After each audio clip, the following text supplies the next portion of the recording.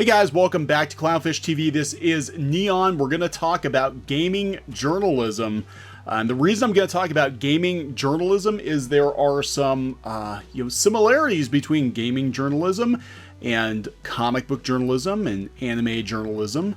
And I think we're seeing that the pendulum is swinging back toward the favor of the fandoms. I really do believe that. I think that for 4 or 5 years we had some people whose motives I think were questionable coming into various fandoms and inserting themselves into a fandom only to try to change it from the inside, usually not for the better, usually to fall in line with some sort of political ideology.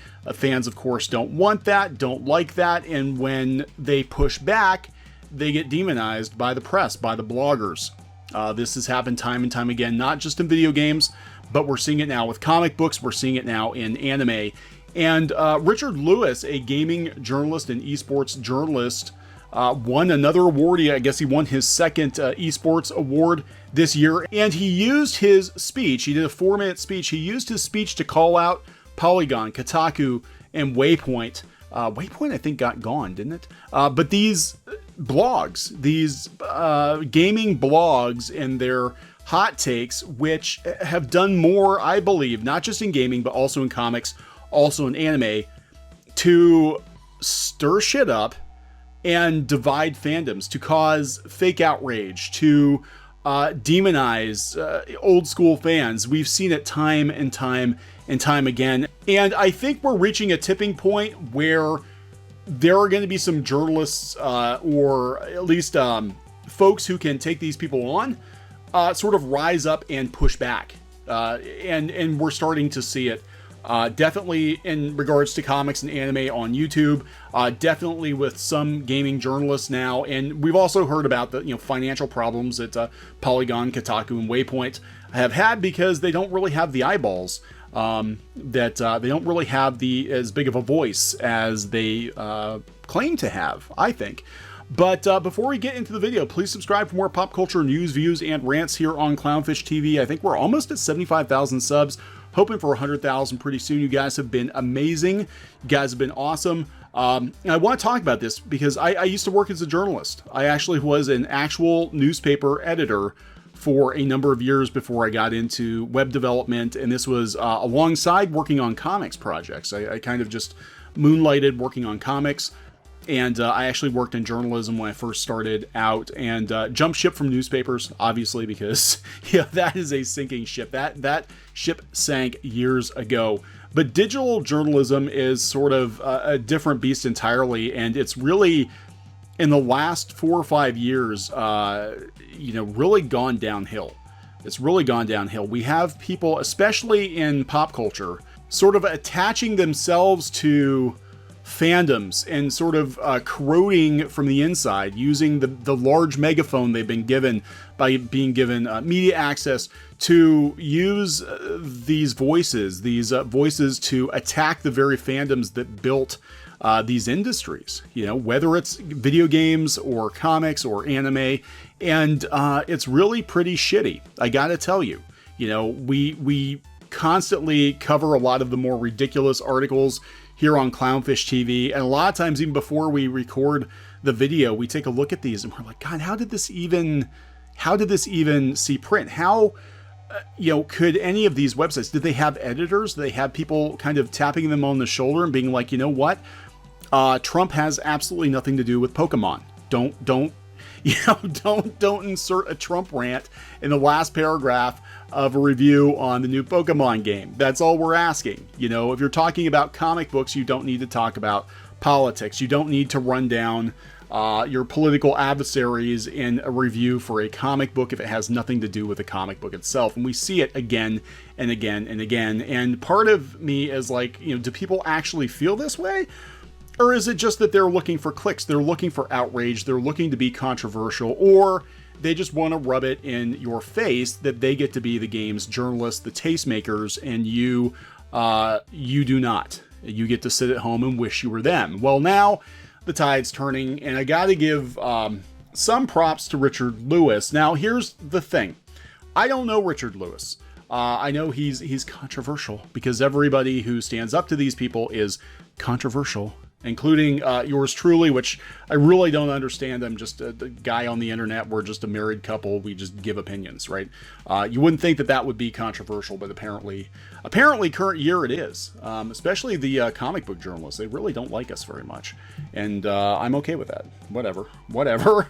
So Richard Lewis, he had this speech. Now I have to bring this up because I don't know Richard Lewis. I have never met Richard Lewis. I've heard of him, and I probably do agree with a good deal of his points. Maybe not everything, but I went out to Twitter, and again, this is just like, I don't understand what I did. I went out to Twitter, and Richard Lewis has me blocked. I literally have no idea why I'm blocked. I don't know if I follow someone maybe Richard Lewis doesn't like. I have been on Twitter since pretty much the beginning, so it's very possible that maybe I follow someone he doesn't like. I do not believe I have ever had an interaction with him ever. Ironically enough, the CLOWNFISH TV Twitter account is not blocked, but it's also a very new account. CLOWNFISH TV, we started on Twitter at the same time we started the YouTube channel. It's only been a couple of years. Whereas with, my personal Twitter account, I have been on since pretty much the beginning of Twitter. So I don't know what I did to you, Richard, but I guess I apologize. I don't know. But here is part of his speech. This is coming from Game Revolution, talking about the approach that sites like Polygon, Waypoint, and the Kotaku's take. Their approach to writing about our thing is twofold. They've consistently embarrassed themselves writing pieces that expose their complete ignorance about our scene, lack of sources, and unoriginal opinions on topics we have talked to death about for 20 years. Yeah, this is true. I think this is very true. And this is true of comics bloggers too. A lot of the newer ones, not the old school, not the OG comics bloggers who, grew up reading comic books, who were knee deep in the industry and they totally understood it. They got it. But we're talking the new people that they're just bringing in off the street, writing these ridiculous stories. And I'm going to talk about that after, I talk about this. Again, this is coming from Richard Lewis. The second has been to write hit pieces and smears, mostly propagated on half-truths or out-and-out lies about some of you in this room. And he actually got a standing ovation for that, I believe. Give them hell. They write about because they think if they get 1 or 2 or 12 of you out of the way, they can get their friends in, get their cronies in, and gatekeep our industry. Okay, this is very important. This is what I think is going on with comic book YouTube right now, with anime YouTube right now, is the YouTubers are actually a threat to these bloggers. The bloggers, for the most part, can't run a successful YouTube channel. But what they can do is use their blogs to denigrate and smear comic book YouTubers, anime YouTubers, any YouTuber they don't agree with, because it is, to them, competition. And that's what this is. They want people out of the way so they can get their friends in, to gatekeep the industry. And that is the goal. And again, whether it's gaming or comics or anime, it's all the same thing. And I hate to use the term fake geek, because geekdom has always been very inclusive, but there are a lot of fake geeks out there who have weaseled their way into various fandoms, and their goal is not to become part of that fandom, not to become an active member of that community, but their goal is insidious. They want to get in there so they can start making the rules, they can be the boss. Hell, some of the, it becomes very obvious that a lot of these people don't even know what the hell they're talking about. Just read some of these articles. They don't know what the hell they're talking about. When you got to the Mary Sue, and you've got somebody who's been writing about pop culture and science fiction movies for God knows how many years, and they've never even seen Alien, and they're blown away by Alien because they've never even watched it. When you've got people out there making comments, like I saw a stupid one today about how The Mandalorian is better than both of George Lucas's Star Wars trilogies. I'm sorry. And it's like, who are you? Where did you come from? Where do these people come from? And your motivation is not good. You're weaseling your way into the fandom just so you can pick up the megaphone and start dictating the rules to other people. And then eventually you're going to start kicking people out that you don't like, that you think are problematic, and you're going to get more of your friends in, and your friends, frankly, a lot of them are going to be just as dumb as you are.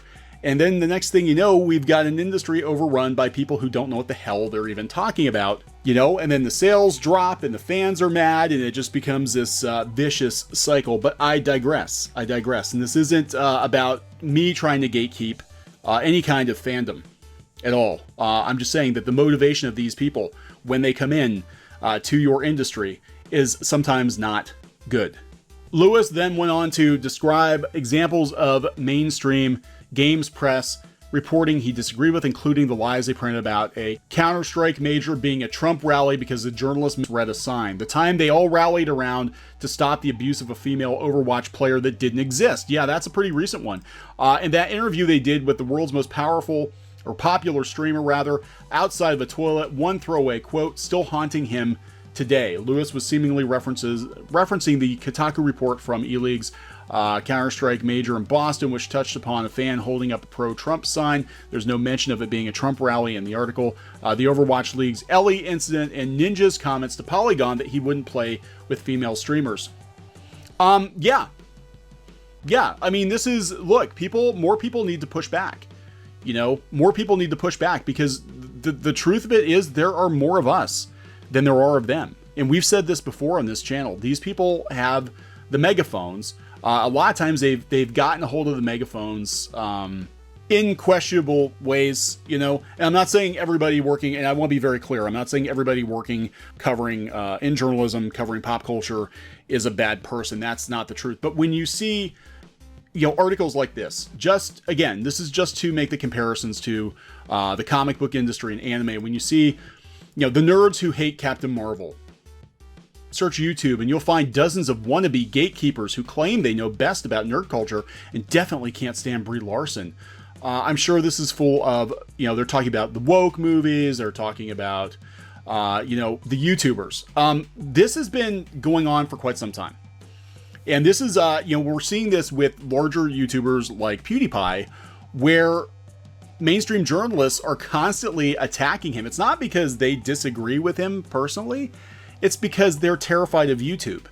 They attack YouTube. They look for outrage in regards to YouTube. And the comic book bloggers, the pop culture bloggers, the anime bloggers, the gaming bloggers are all following suit because their jobs are on the line because YouTubers are doing better now than they are because there are no more gatekeepers. So then when things get really desperate, a lot of times these journalists will spend their time smacking down YouTubers, trying to get them kicked off the platform because it is a threat to them. You know, you might not think you're a threat to them, but if you're doing reviews on comic books or anime on YouTube and you're getting more views than they are, yeah, you're actually their competition. You know, and they can't have that, especially if they've been working at a site that's been in business for 15, 20, 25 years, whatever. You know, they can't have that. Some of these old school comic book sites are the worst. I've seen some horrible articles in the last couple of years, stupid articles that would have never existed 5 or 6 years ago. Because what happened in the last 5 or 6 years? Besides the political climate changing, what's happened in the last 5 or 6 years is that YouTube has overtaken these blogs and they're scared. They're scared, so they attack YouTubers. And I'm not saying they don't legitimately disagree with their position. That's, you know, that's definitely the case, I think, in a lot of cases. But, you know, I've just seen this ridiculous hate on for YouTubers. They didn't pay them much attention for years. YouTubers were amateurs. They weren't, and this kind of happened with webcomics too, with digital comics.